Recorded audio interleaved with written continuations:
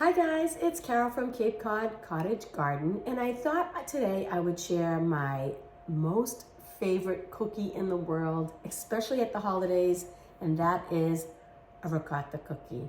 Most people, when you think of Italian cookies, you think of going into the bakery and seeing all those different colored cookies with maybe some pecans or some almonds on them, or biscotti, which I'm not dissing those at all. I don't particularly like those cookies at all. To me, they're just dry and don't have much flavor. So when I have a holiday, my go-to Italian cookie is a ricotta cookie. It is my absolute favorite cookie. So I am making them again for Christmas this year. So I thought I'd show you how it's done. So pardon my appearance, this is what I look like when I have a full day of cooking to do. You can see in the background, I have sauce already going. I have all kinds of things happening here in the kitchen today. But let's get started on the cookies. I'll try to remember to put all the ingredients down below, but I'm just gonna read them off to you just so you have it. You need 1 pound of ricotta cheese. This is actually 2 pounds, so you're gonna use half of this. Make sure you get whole milk. Don't buy the part skim stuff. It's just not the same.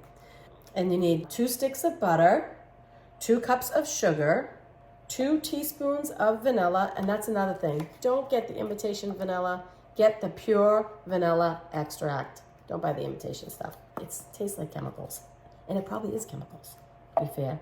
Baking powder, baking soda, and flour. That's all you need to make the base of the cookie, and then I do frost these cookies, and for the frosting, I use some melted butter, some scalded milk, vanilla, and confectionery sugar. So let's put these cookies together. Okay, so the first step is to mix your dry ingredients. And it calls for 3.5 cups of flour. 1,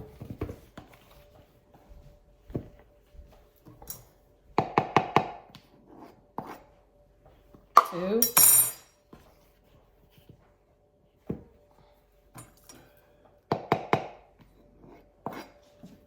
3,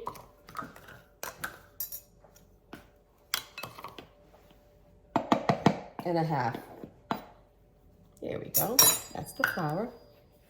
So the big problem I'm having is because you guys know at my Cape Cod house, we're doing a remodel. And so it's the holiday and all of my stuff is down the Cape. So my stand mixer, I've never made these cookies using just a hand mixer, but I'm gonna have to just go with it because that's all I have here. I don't have my bowls. I don't have the right equipment. I don't have anything. It's just a little frustrating, but we're getting it done. So after the flour, we're gonna add a teaspoon of baking powder. Where's the baking powder? Right here.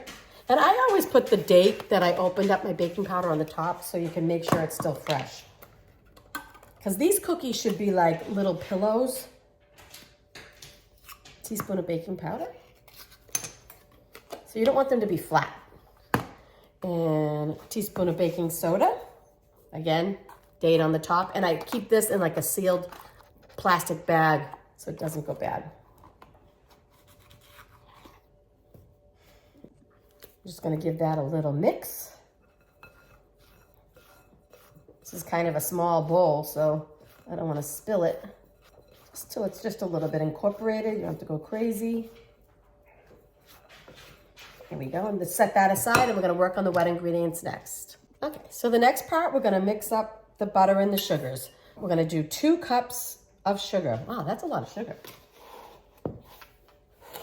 I should remember this. I make these all the time, but I don't. 1. Guys, I've had these little containers for my sugar and flour since I got married 30-something years ago. They're great because they seal up. 2 cups of sugar, like this. I think they're Tupperware. Look at that.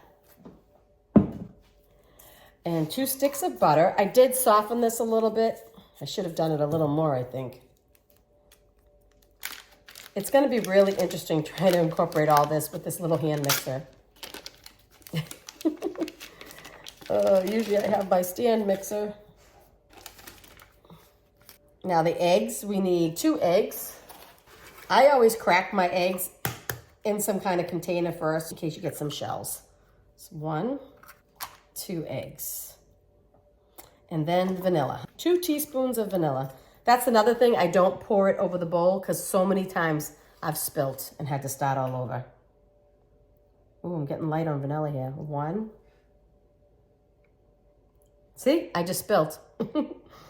There we go. And now I'm going to attempt to blend this with the hand mixer. Oh, goodness. I think just to make my life easier, I'm going to cut this butter up with a knife.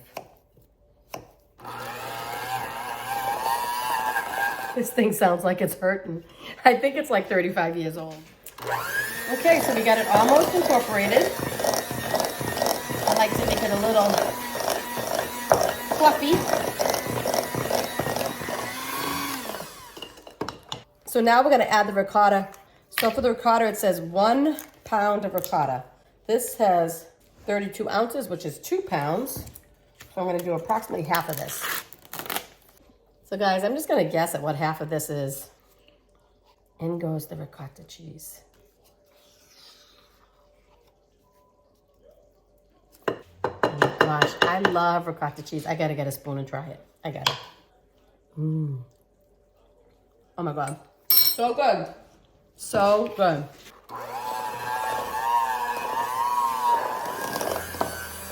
And there we go. So then you're gonna add your flour mix. A little bit at a time. I'm gonna have to hand stir this, I guess. Let's start with this bit. And a little bit more. Oh, my little hand mixer is not liking it. I'm gonna have to mix by hand. Oh, I wish I had my stand mixer. I'm gonna have to switch to mixing this by hand. I already made homemade pasta today, so my arms are sore. I'd really rather not do this by hand. So now you need to set your oven to 350 to preheat, and you're gonna drop by rounded teaspoons onto an ungreased cookie sheet.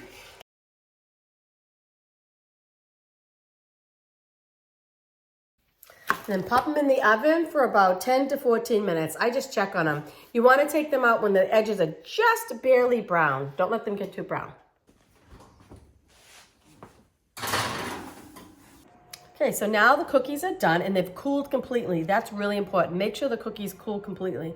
And when I talk about doneness, you can kind of see they're a little tiny bit brown around the edges. This one might be a little bit overdone, but let me give you a better example. Like this. Slightly brown, about that color on the bottom. And make sure they're cooled completely, and then you can make your glaze. So the glaze, we use confectioner's sugar, melted butter, vanilla, and scalded milk.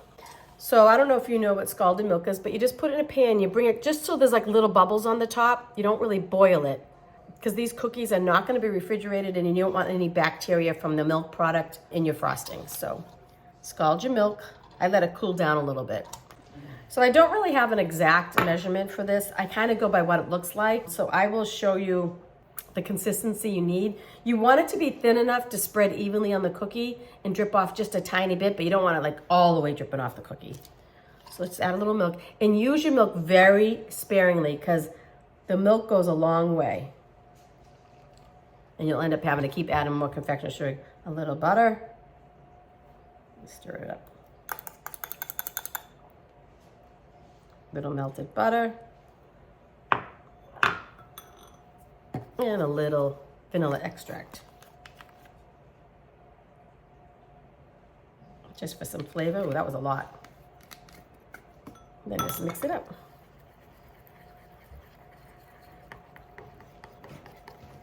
I think I put too much vanilla extract in, but that's okay. Let me see. That's a little too loose. See? I'm going to add a little bit of more confectioner's sugar.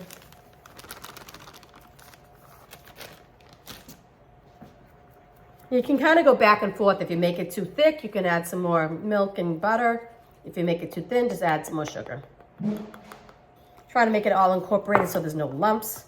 You could actually sift the sugar. That would have been a good idea. Actually, this looks pretty good. So like this. Still kind of loose, but... let me think, maybe a tad thicker.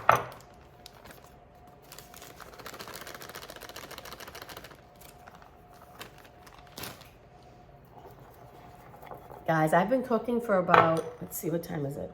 5 o'clock, I started. about 6.5 hours. I'm getting tired now, so this is when I usually mess up. Okay, this looks perfect. See the consistency? Still loose, but, and we are gonna put some coloring in here. I didn't want to, my kids are insisting. If anybody knows of any all natural food coloring, I would really like to know about it, because this has the nasty stuff in it.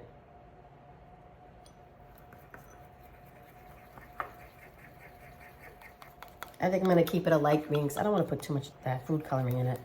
All that's left now is the frost, and I have some red sprinkles to put on top. I think that's what I'm gonna do. I also have green sprinkles, but I think I'm gonna do the red. So a good tip when you're frosting these cookies is put them on your little cookie cooling racks and then put a piece of wax paper underneath, because some of that frosting is gonna drip off and it makes a hot mess. Okay, so you just take your cookie, give it a little swirl. You don't need a ton. You don't want them too sweet. Guys, these are my favorite cookies.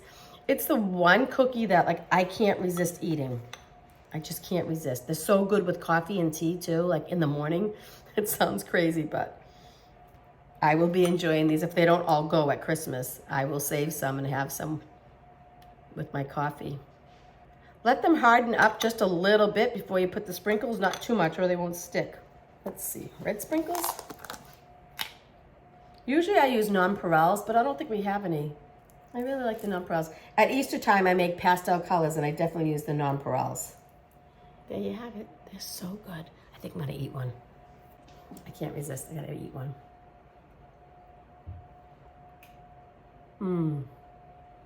Oh my gosh, so good. They're like little pillows. They're soft in the middle. The absolute best cookie I've ever eaten in my entire life.